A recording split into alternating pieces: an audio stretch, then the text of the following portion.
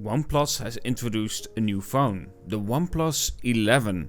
So let's unbox it, talk about it, and talk about my experience so far after using it about 2 weeks. Either way, let's start this unboxing of this beautiful media kit from OnePlus. Of course, in this media kit you will find the OnePlus 11, but not only that, but we'll get to those Buds Pro 2 later on. The OnePlus 11 comes in the standard box that we know now since the OnePlus 10 Pro. It's a very sleek box itself and it is really nice in terms of quality. You get your booklets, you get your phone, and of course with that new design, that camera housing that is somewhat similar to the OnePlus 10 Pro, but of course with this circular effect. I actually kind of like it, but it still needs to grow on me a little bit more, and I still would have preferred it to be centered. Looking below that, you will find a new charging as well, 100 watt for the OnePlus 11. And yes, of course, this is included, unlike many other brands these days sadly. This is the OnePlus 11 with its new design and of course the third generation of OnePlus and Hasselblad working together. Let's talk about the OnePlus 11 in this video and see what I think about it so far, and of course showcase some images taken on the OnePlus 11 as well. Unboxing out of the way, let's talk about the specifications and the features of the OnePlus 11. So let's begin with the specifications. Of course, the new OnePlus 11 comes with the new Snapdragon platform, the Snapdragon 8 Gen 2. We get 16GB of RAM and 256GB of internal storage, which runs at UFS 4.0 for my version. There will however be a 128GB version as well that uses UFS 3.1, so slower speed.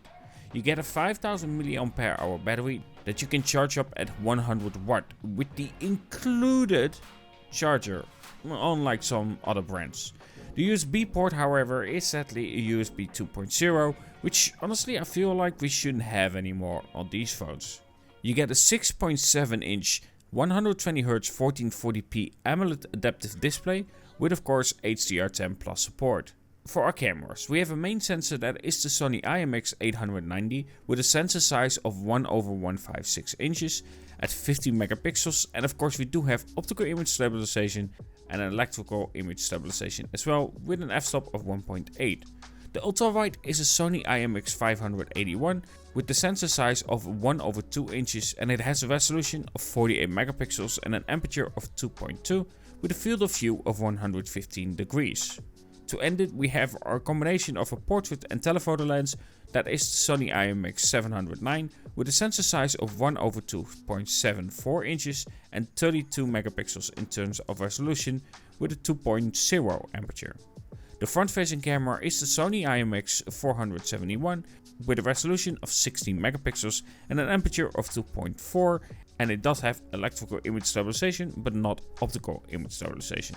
When it comes to video recording, max is at 8K and 24 frames per second, and in terms of 4K recording it is max up to 60 frames per second. They normally leave that 120 frames per second for a Pro version. Now let's talk about features. As stated, while it does include a nice charger at 100 watt, there are some things that are amiss that people might actually really care about. And for the price, I kind of would agree. We don't get wireless charging on the OnePlus 11 for one, and neither do you get an official IP rating, but it does have protection against it. So what are you paying for it? Well, it's said that you are paying 899 euros for it, which is pretty steep, and I'm unsure if that price will work for OnePlus. Though like always you will have your pre-order price, so curious to see what that price will be like. But I feel like if they really want to be really competitive, 799 euros for this phone would be an ideal price. It's a good price for a phone like this because it is an excellent phone.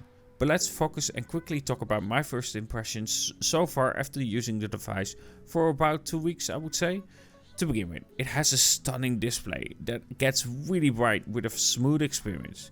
Battery life is excellent between 7 to 8 hours and sometimes more of screen on time. Audio, again, excellent. And while the design is something you either hate or like, I think it's growing on me a little bit. Though I would still prefer it to of course have a centered camera because my OCD likes it better. but I do really like the details a lot inside the camera. That looks nice, and it somewhat reminds me of a watch or a camera lens because of the textures that they used.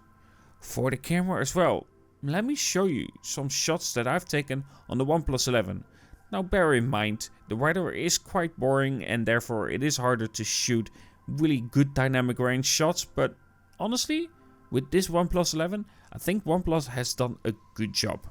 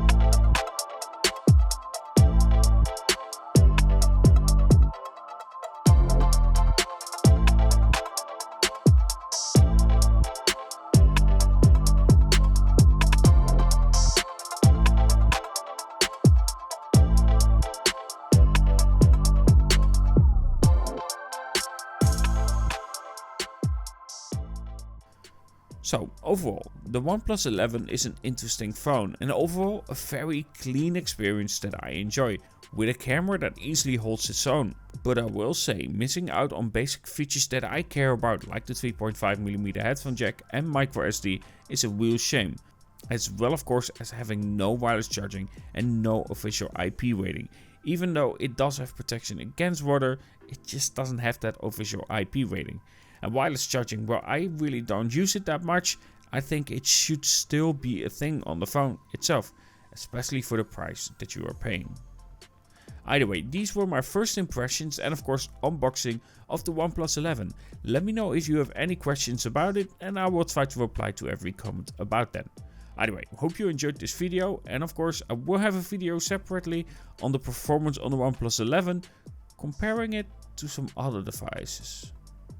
Link in the description. Either way, have a good one and talk to you guys in the next